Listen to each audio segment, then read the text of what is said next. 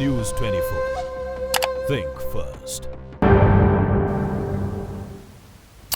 नमस्कार, मैं हूं संदीप चौधरी। आज सबसे बड़ा सवाल में बात आरएसएस की, राष्ट्रीय स्वयंसेवक संघ की। क्या कट्टर हिंदुत्व को छोड़ सॉफ्ट हिंदुत्व की तरफ झुक रहा है संघ? सिर्फ हिंदुत्व करने वाला संघ मुसलमानों को साथ लेकर चलने की बात क्यों कर रहा है? कांग्रेस विरोध करने वाला संघ कांग्रेस की तारीफ क्यों कर रहा है? संघ की सोच कहे जाने वाले बंच ऑफ थॉट्स और उनके रचयिता संघ के दूसरे प्रमुख गोलवलकर से दूरी क्यों बना रहा है संघ? सवाल उठ रहा है कि क्या संघ बदल रहा है, या दरअसल सच यह है कि बदलाव के मायने तब तक नहीं जब तक कि जमीन पर यह बदलाव ना दिखे। गोलवलकर की बंच ऑफ थॉट्स में मुसलमानों को शत्रु बताया गया है। इस पर संघ की क्या सोच है? न्यूज 24 के इनपुट एडिटर सुकेश रंजन के इस सवाल का जवाब संघ प्रमुख ने जो दिया उसकी उम्मीद किसी को नहीं थी। संघ प्रमुख ने यह कहकर साफ कर दिया कि अब संघ बंच ऑफ थॉट्स के उस विचारों से सहमति नहीं रखता है। संघ प्रमुख ने कहा कि जो बातें परिस्थिति विशेष और प्रसंग विशेष के संदर्भ में बोली गई हैं वो शाश्वत नहीं रहती। संघ के अल्पसंख्यकों के प्रति दृष्टिकोण के संबंध में कुछ महानुभावों ने प्रश्न पूछे हैं। सुकेश रंजन जी, आपके प्रश्न है, बंच ऑफ थॉट्स में मुस्लिम समाज को शत्रु के रूप में संबोधित किया गया है, क्या संघ इन विचारों से सहमत है? अब रही बात बंच ऑफ थॉट्स की, तो बातें जो बोली जाती है वो परिस्थिति विशेष, प्रसंग विशेष के संदर्भ में बोली जाती है, वो शाश्वत नहीं रहती है। गुरु जी के जो शाश्वत विचार है उनका एक संकलन प्रसिद्ध हुआ है, विजन एंड मिशन। उसमें तात्कालिक संदर्भ से आने वाली सारी बातें हमने हटाकर उनके जो सदा काल के लिए उपयुक्त विचार है वो रखे हैं।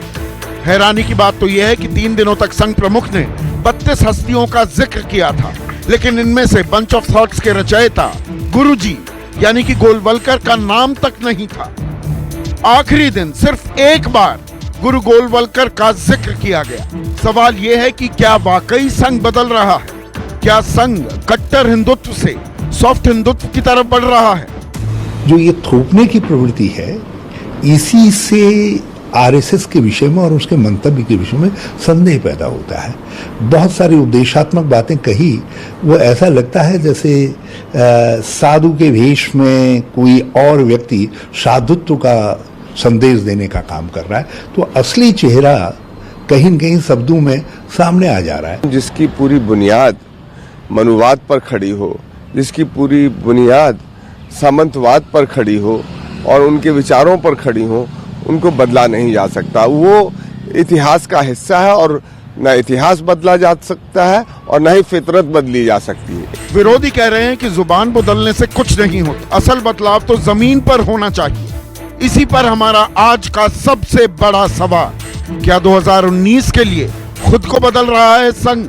और क्या गोलवलकर और भागवत के संघ में अंतर है? और चर्चा की शुरुआत करूं, मेहमानों का परिचय आपसे कराऊं उससे पहले आपको बता दूं, अगर आप शो के दौरान चर्चा में शामिल होना चाहते हैं, सवाल पूछना चाहते हैं, तो आप हमें फोन कर सकते हैं। हमारा नंबर है 0120-0120 665-2428 665-2428 पर नंबर घुमाइए और अपना सवाल पूछिए। और मेरे साथ चर्चा में बीजेपी के राष्ट्रीय प्रवक्ता, देश के सबसे युवा कैबिनेट मंत्री रह चुके हैं शाहनवाज हुसैन, कांग्रेस की राष्ट्रीय प्रवक्ता प्रियंका चतुर्वेदी मुंबई से मेरे साथ जुड़ गई हैं। मेरे साथ वरिष्ठ पत्रकार और मेरे बॉस भी रह चुके हैं आशुतोष जुड़ चुके हैं दिल्ली से। और आशुतोष, क्या देश पिछले 4-4.5 साल में हिंदू राष्ट्र बनने की ओर जा रहा है, उस पर वैचारिक पड़ताल कर रहे हैं किताब के जरिए। साथ ही साथ संघ के जानकार और राज्यसभा सांसद राकेश सिन्हा भी मेरे साथ चर्चा में शामिल होंगे। और राकेश सिन्हा ने मेरे ही शो में कुछ महीनों पहले गोलवलकर की किताब को, बंच ऑफ थॉट्स को खारिज कर दिया था, जिस पर आज मोहर लगा दी खुद सरसंघचालक मोहन भागवत ने। इसके अलावा स्टूडियो में मौलाना अतहर हुसैन दहलवी, इस्लाम के जानकार और स्कॉलर मेरे साथ हैं। शाहनवाज हुसैन, क्या संघ बदल रहा है या दरअसल वो हाथी के दांत खाने के और दिखाने के और ये दिखाने के दांत तैयार किए जा रहे हैं। 2019 की तैयारियां कर रहा है संघ बीजेपी के लिए। देखिए, संघ जैसा था वैसा है, वैसा रहेगा। वो राष्ट्रवाद से ओत-प्रोत एक संगठन है। उसके बारे में कई लोगों की नजर अलग है और कई लोगों का नजरिया अलग है।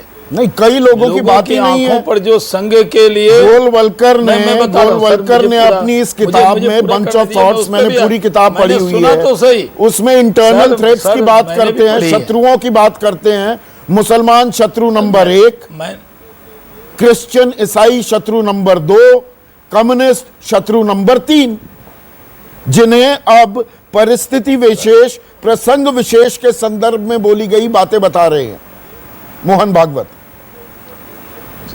सर, संघ प्रमुख की बातें सुन ली, आपकी बातें भी सुन ली है, अब मेरी बात सुन लीजिए जी।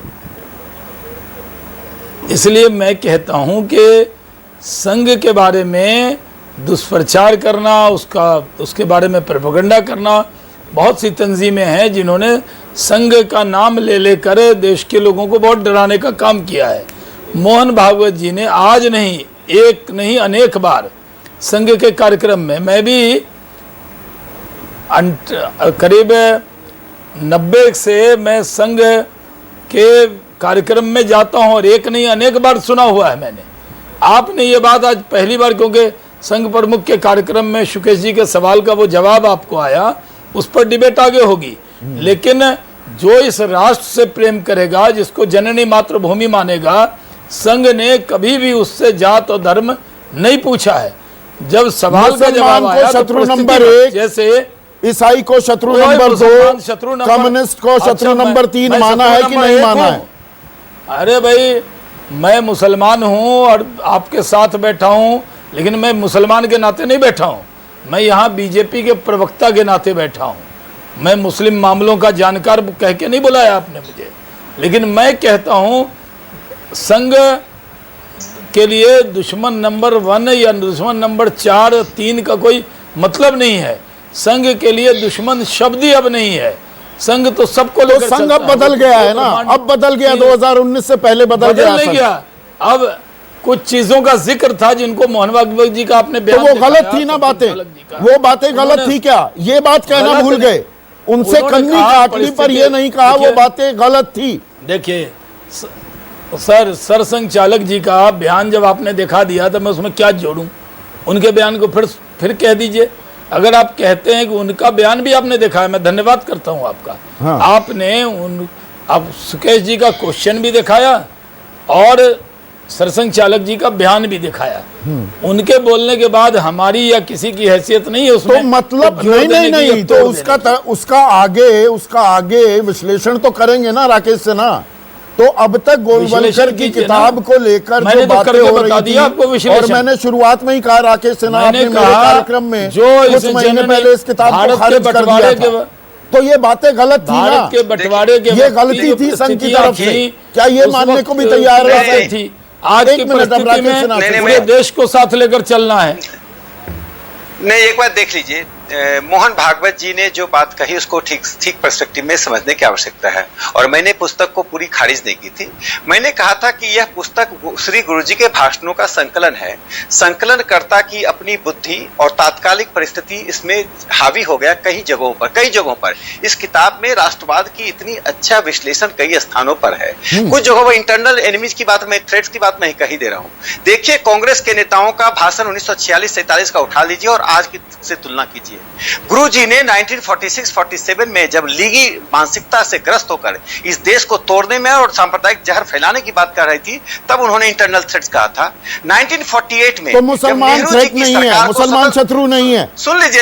सुन तो लीजिए, स्वतंत्र भारत की सरकार को पलटने के लिए तेलंगाना में कम्युनिस्टों ने जब सशस्त्र संघर्ष किया था तो पूरे देश ने उनको इंटरनल थ्रेट कहा था। और कन्वर्जन के कारण 1957 में जब पूरे ट्राइबल बेल्ट की पूरी आजादी संस्कृति को नष्ट किया जा रहा था, कांग्रेस ने नियोगी कमीशन बनाया था, तब गुरुजी ने इंटरनल थ्रेट कहा था। वो तात्कालिक परिस्थिति में कही गई बातें थी। मोहन जी ने कहा, अब वो वैलिड है क्या? अब वो वैलिड नहीं है ना, मुसलमान शत्रु नहीं है ना। मैं कह रहा हूं, मोहन भागवत जी ने जो बात कही कि गुरुजी का वास्तविक जो विचार है, जो इटर्नल सनातन विचार है, जो राष्ट्रवाद से संबंधित विचार है, उसके लिए संघ ने अधिकृत पुस्तक जो प्रकाशित किया है, गुरुजी द मैन एंड मिशन। तो नहीं, आप मुझसे बेहतर समझते हैं, संघ के अंदर की जानकारी रखते हैं। राकेश सिन्हा 32 हस्तियों का जिक्र किया 3 दिन की इस व्याख्यान श्रृंखला में मोहन भागवत ने। इन 32 हस्तियों का 102 बार जिक्र हुआ, हेगडेवार साहब का 45 बार, महात्मा गांधी, मोतीलाल नेहरू, जवाहरलाल नेहरू, रविंद्रनाथ टैगोर, सुभाष चंद्र बोस, वीर सावरकर, एम.एन. रॉय, सर सैयद अहमद खान, बुद्ध, रामकृष्ण परमहंस, दयानंद सरस्वती, विवेकानंद, गुरु नानक, शिवाजी और गोलवलकर साहब का 1 बार जिक्र। तो गोलवलकर का संघ नहीं है क्या ये भागवत का संघ? सवाल बड़ा सीधा है। कर रहे हैं आप या क्या कर रहे हैं? संघ बता दीजिए अगर गलत बयानी कर रहा हूं तो।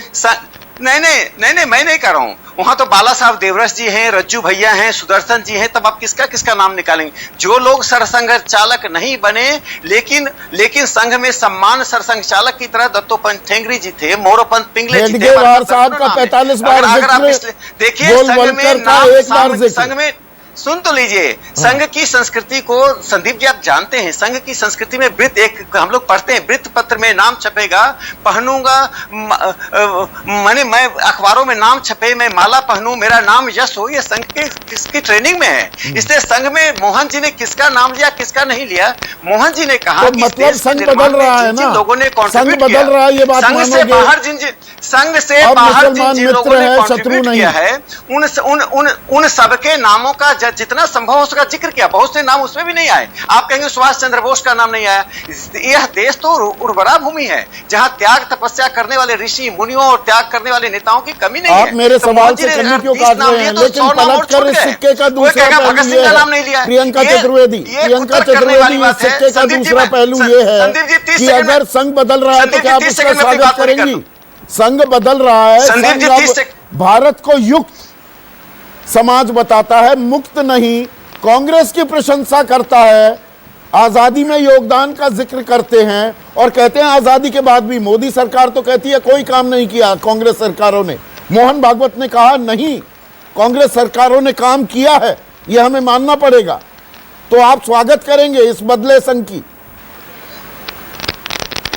नहीं, सबसे पहले तो हमें राष्ट्रीय स्वयंसेवक संघ का सर्टिफिकेट की जरूरत नहीं है कि हमने क्या योगदान दिया है, क्या हमने देश के लिए और देश को आगे बढ़ाने के लिए, देश के विकास के लिए कितना। प्रियंका, आपके ऑडियो में कुछ दिक्कत आ रही है, उसको मैं ठीक कराता हूं। लेकिन आशुतोष, अगर संघ बदल रहा है तो उसका स्वागत क्यों ना किया जाए? जी देखिए संदीप जी, अभी राकेश जी ने 2 बातें कही हैं, मैं जरा पहले उसका एक जवाब दे दूं। पहली बात, मैं ये तो नहीं कहूंगा कि राकेश जी गलत बयानी कर रहे हैं, लेकिन जो गोलवलकर जी का बयान है वो 1947-48 का बयान नहीं है, क्योंकि जब वो चैप्टर पढ़ते हैं, उस चैप्टर जहाँ इंटरनल थ्रेट की बात है, वहाँ वो असम को किस तरीके से मुसलमान अपने कब्जे में लेने की योजना बना रहे हैं, ये भी उस किताब के उस चैप्टर में वर्णित है। और ये वर्णन जो है, ये स्पीच जो है, वो 1963-1964 के आसपास की है। तो ये जो कहना कि परिस्थिति वश उन्होंने इस तरीके की बात की थी, ये गलत बात है। दूसरी बात मैं कहना चाहता हूं कि आरएसएस की जो पूरा दर्शन है, वो सावरकर और गुरुजी गोलवलकर इन दोनों के से कहकर मिलकर बना हुआ है। जो ये बंच ऑफ थॉट को अगर ये डस्टबिन में फेंकना चाहते हैं, डिसोन करना चाहते हैं, तो क्या ये we and our nationhood defined, क्या उसको भी फेंकना चाहेंगे? क्योंकि उसमें भी मुसलमानों के बारे में वैसी ही बातें लिखी हैं जो बंच ऑफ थॉट में लिखी गई हैं, और वो स्पीच नहीं है, वो बाकायदा लिखी हुई चीज है, जिसमें वो कहते हैं कि अगर इस देश के अंदर मुसलमानों को रहना है तो दुय्यम दर्जे का नागरिक बनकर रहना पड़ेगा। वो यहां नागरिक का अधिकार भी उनको नहीं मिलेगा, वो कोई ट्रीटमेंट चाहेंगे वो भी नहीं मिलेगा। वो ये भी कहते हैं कि हिंदुस्तान का पिछले 1200 सालों का जो इतिहास है, वो हिंदुओं और मुसलमानों, 2 धर्मों के बीच की लड़ाई है। इस लड़ाई में कभी हम जीतते हैं, कभी वो जीतते हैं, लेकिन ये लड़ाई अभी खत्म नहीं हुई है। तो मैं राकेश जी से पूछना चाहता हूं, क्या इतिहास की परिभाषा कि हिंदुस्तान का इतिहास 2 धर्मों के बीच की लड़ाई है, क्या यह आकलन गुरुजी गोलवलकर का गलत था और अब आरएसएस एक नई परिभाषा देना चाहता है?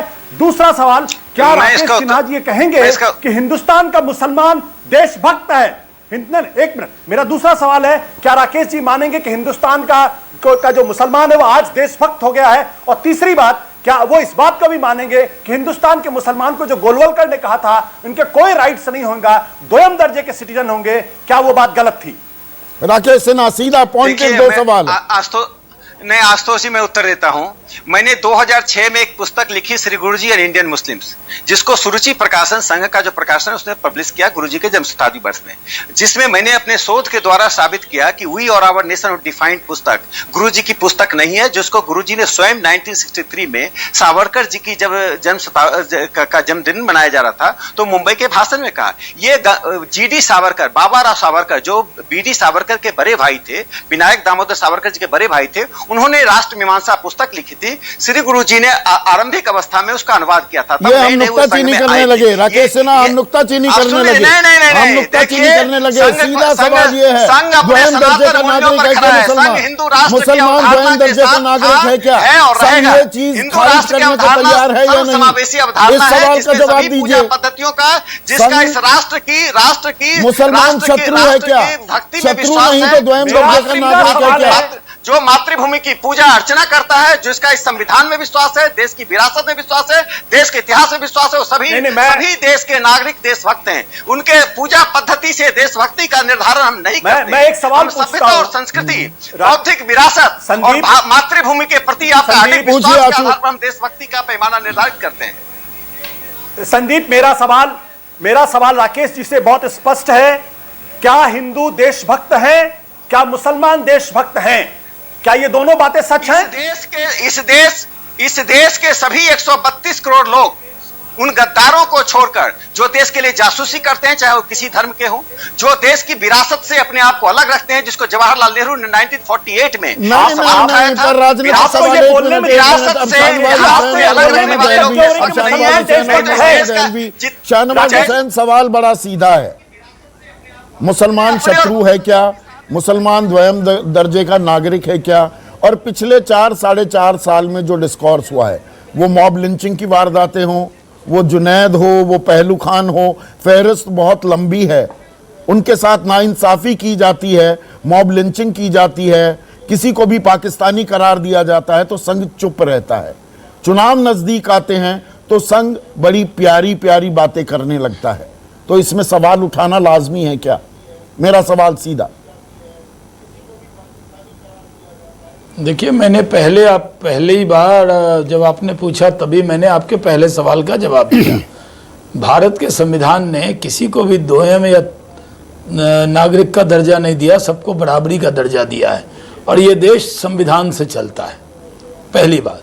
दूसरी बात यह है कि संघ और भारतीय जनता पार्टी के बारे में परसेप्शन पर लोग अपना तबसरा करते हैं। परसेप्शन, अगर आप जाकर नहीं देखेंगे, आप मिलकर नहीं जाएंगे, आप 2 किताबें उठा लाएंगे, एक राय बना लेंगे, इसमें खुलकर बीजेपी कहती है हमें मुसलमानों के वोट की जरूरत नहीं। 1300 से ज्यादा आपके विधायक हैं, कहता है? उसमें 4 विधायक मुसलमान, सुनिए, पूरे मंत्रालय में 2 मंत्री मुसलमान। मैं जिम्मेदारी से कहता हूं, मैं बीजेपी का प्रवक्ता हूं, मतलब बीजेपी बोल रही है, हमें सबका साथ, सबका विकास चाहिए। जिसने भी कहा कि हमें मुसलमानों की वोट की जरूरत नहीं है, उसका वो निजी बयान है। अरे रामजादे और न जाने कौन से जादे, कोई यहाँ पर मतलब नहीं है। पूरे समाज को बांटने की कोशिश की जाती है, मंत्री बनी रहती है वो महोदया। नहीं, अरे उन्होंने मुझे इसी बार राखी भेजी है। आप क्या बात कर रहे हैं? हाँ। संदीप जी, वो उस दिन यहाँ नहीं थी। अच्छा, मुंह से निकल गए होंगे शब्द। मैं आपसे कह रहा हूँ, जो सोच थी वो कड़वी हकीकत थी, वो मुंह से निकल गई। साहब, उनकी मंशा नहीं थी। संघ कहता है मैं आपको कह रहा हूँ, मैं एक लाइन सर, मुसलमानों की भी संदीप, मैं समझता हूँ कि पूरे जो से आपने जिक्र किया, एक मिनट इस तरीके का जिक्र किया, मैं इख्तिसार के साथ 2-3 बातें कहना चाहूंगा। पहली चीज तो ये कुछ चीजें बहुत क्लियर हो गई। ये हम सब जानते हैं कि सावरकर साहब और संघ के दरमियान जो यानी महासभा और जो वो इख्तिलाफात थे, वो अब आते आते लग रहा है कि अब उनकी कोई हैसियत और अहमियत नहीं रही थी। सर सैयद का जैसे उन्होंने जिक्र किया, अलीगढ़ को लेके जिस तरीके की बयानबाजियाँ अब तक हुई और पूरी यूपी की चुनाव जो है और इससे पहले सियासत जो अलीगढ़ मुस्लिम यूनिवर्सिटी को लेकर चलती रही, उसी सर सैयद का जिक्र अगर मोहन भागवत जी कर रहे हैं तो कहीं ना कहीं सोच की तब्दीली आ रही है। दूसरी बात जो तारीफ करेंगे आप, तारीफ नहीं कर रहा, आगे तो आने दीजिए मुझे। अच्छा, दूसरी चीज़, अहम तरीन चीज़ ये है, मैं कहता हूँ मोहन भागवत जी हों, राकेश सिन्हा हों, या मैं समझता हूँ इतने मुखर वक्ता, मैं तो बड़ी कदर करता हूँ शाहनवाज भाई की, हर मुद्दे में जब हम भारतीयता की या भारतीय दर्शन की बात करते हैं उसमें सिर्फ मुसलमानों का ही जिक्र क्यों होता है? भाई हमने तो कभी कोई रेजोल्यूशन पास नहीं करा ना। अकाल तख्त 2 मरतबा रेजोल्यूशन पास कर चुका है कि साहब आप जो भी कोशिश करें, लेकिन हम अपने आप को अपना हिस्सा, आपका हिस्सा नहीं मानते हैं। और मोहन भागवत जी से पहले सुदर्शन जी के ज़माने में लगातार ऐसी कोशिशें हुई हैं। और मैं शिवराज सिंह चौहान को इस बारे में मुबारकबाद देता हूँ। हो सकता है कि कुछ कांग्रेसियों को मेरी बात बुरी लगे कि सुदर्शन जी चूँकि खुद भोपाल के थे और हिंदुस्तान का तबलीग का जो सबसे बड़ा इज्तिमा होता है वो भोपाल में होता है, और सुदर्शन जी लगातार 15 साल से टोपी पहन के वहाँ बैठे, ना तो संघ से उनका कोई इख्तलाफ हो पाया, ना मुसलमानों से उनको कोई बहुत ज़्यादा कुर्बत हो पाई। अब ये बात है, राकेश सिन्हा जी को ये बात बतानी चाहिए और शाहनवाज साहब को, जो बार बार हम कह रहे हैं कि भाई अब गिरिराज किशोर मुझको कभी पाकिस्तान तो नहीं भेजेंगे। अब अगर मैं वोट नहीं दूंगा तो कम से कम ये थी कि आखिरी बात मैं कहूंगा जिससे मुझे तकलीफ हो सकता था उस पर उनको तबसरा करना। शाहनवाज भाई जवाब दें, आप जब ये कहते हैं साहब अखलाक जैसे जब मरे थे उसके बाद भी हम जीत के आ गए थे, इसका मतलब है मेरी मौत और मेरी जिंदगी से आपकी कोई जीत और हार में कोई फर्क नहीं पड़ता। जब आपकी सियासत मेरी जीत और मरने और जीने तक भी सीमित नहीं है तो फिर आपको जवाब देना पड़ेगा मैं भारत में कहाँ खड़ा हूँ। पर संघ बदल रहा है, अगर तारीफ कर रहा है, अगर भारतीयता की बात करने लगा तो उसकी सराहना क्यों ना की जाए? प्रियंका चतुर्वेदी, आपकी लाइन में थोड़ी दिक्कत आ रही थी, आप बोलिए।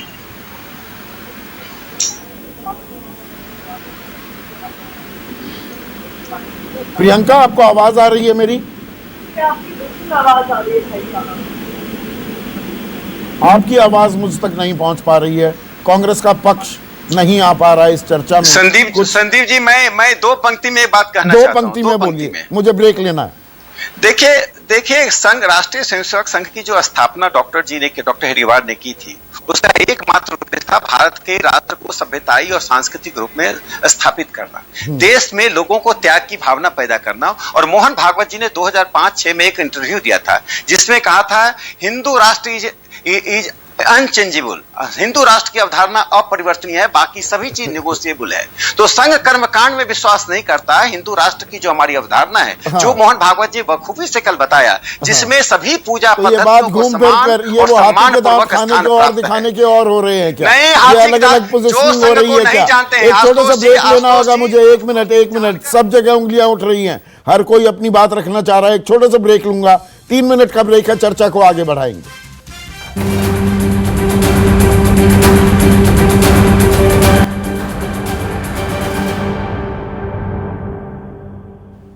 आज चर्चा कर रहे हैं राष्ट्रीय स्वयंसेवक संघ की। आरएसएस बदल रहा है क्या?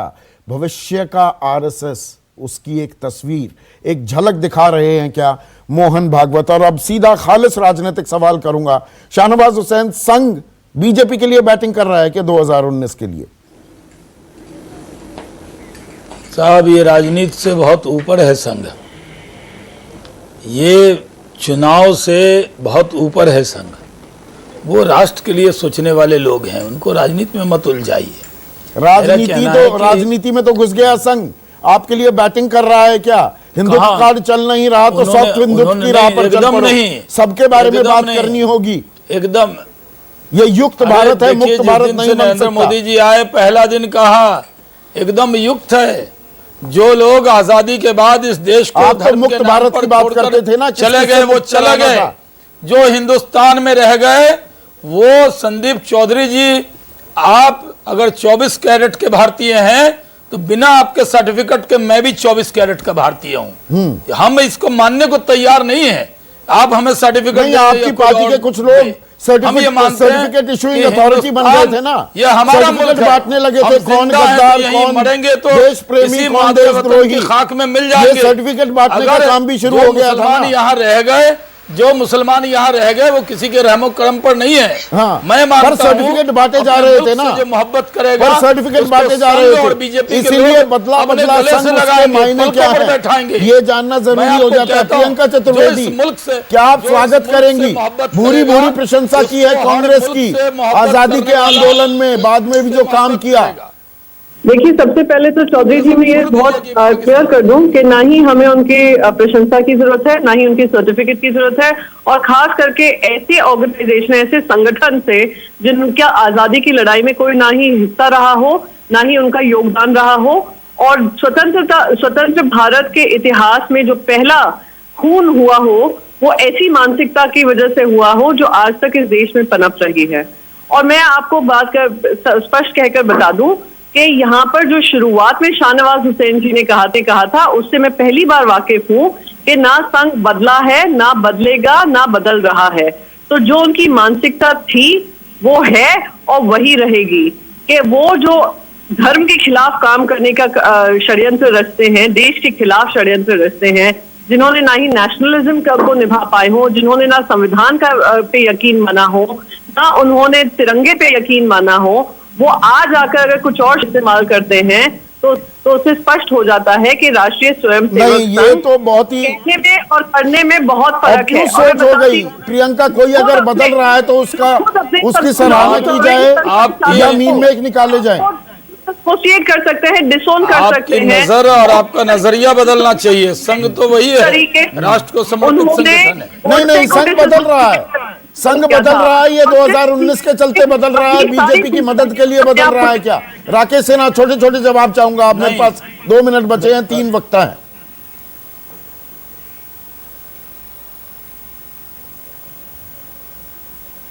राकेश सिन्हा, आशु, संघ बदल रहा है क्या, या आप भी प्रियंका चतुर्वेदी की बात मानते हैं कि संघ नहीं बदलेगा? लोगों का नजरिया बदल रहा है। जो लोग संघ के बारे में गलत राय रखते हैं, उनका नजरिया बदल रहा है। संदीप जी देखिए, संदीप जी हकीकत यह कि पिछले 1.5 सालों के अंदर मोदी जी और बीजेपी की लोकप्रियता बहुत तेजी से कम हुई है। ऐसे में आज संघ की सबसे बड़ी कोशिश यह है कि उसको मुसलमानों से कोई लेना देना नहीं है। उसको यह लग रहा है कि वो हिंदू जो लिबरल हिंदू है, उदारवादी हिंदू है, कहीं वो उनसे छिटक ना जाए, तो वो उस हिंदू को अपने साथ लाने की कोशिश कर रहे हैं। क्योंकि 2014 के चुनाव में वो हिंदू इनके साथ था, और आज अगर 2019 में वो हिंदू इनके साथ नहीं रहेगा तो इनको लेने के देने पड़ सकते हैं। ये इनको इस बात का अंदाजा है, इसलिए मैं इसको स्मार्ट मार्केटिंग कहता हूं। मैं कहता हूं ये अपने आप को रीब्रांड करने की कोशिश कर रहे हैं, और साथ ही साथ ये अपने आप को मेकओवर करके एक नई तस्वीर पेश करने की कोशिश कर रहे हैं। लेकिन इनका जो कोर है, कोर में कोई बदलाव नहीं है। मैंने आपके सामने सवाल पूछा कि क्या मुसलमान देशभक्त है, इसका जवाब राकेश सिन्हा जी ने नहीं दिया। हमने पूछा कि क्या हिंदुस्तान का इतिहास हिंदू और मुसलमानों के इस्लाम के बीच की लड़ाई है, इसका जवाब उन्होंने नहीं दिया। जवाब देने की जरूरत क्या है? आरएसएस वो हिंदुत्व की वो मुसलमान देशभक्त है, इसका जवाब एड्रेस नहीं कर रहे। इसका मतलब ये है सवाल ही आपका गलत था। किनारे रखते हैं, लेकिन हकीकत वही है। इसका मतलब मुसलमानों की देशभक्ति पर आप शक करते हैं क्या? आप ये सवाल संघ करता है अपनी विचारधारा के जरिए देशभक्ति पर सवाल उठाए गए। संदीप जी, मैं समझता हूं कि ना संघ बदल रहा है, ना कांग्रेस बदल रही है, बल्कि देश बदल रहा है, सोच बदल रही है। वो सोच बदल, शाहनवाज भाई देखिए, असल चीज क्या है कि एक तरफ भारतीय जनता पार्टी जब तक कहते हमको वोट नहीं चाहिए, आज संघ कहता है कि मुसलमानों के बगैर हिंदुत्व की कोई पहचान नहीं है। एक तरफ मध्य प्रदेश के अंदर देश की सबसे पुरानी सेकुलर पार्टी जो है वो उस पथ पे जाना चाहती है जिस पे वो चली नहीं थी।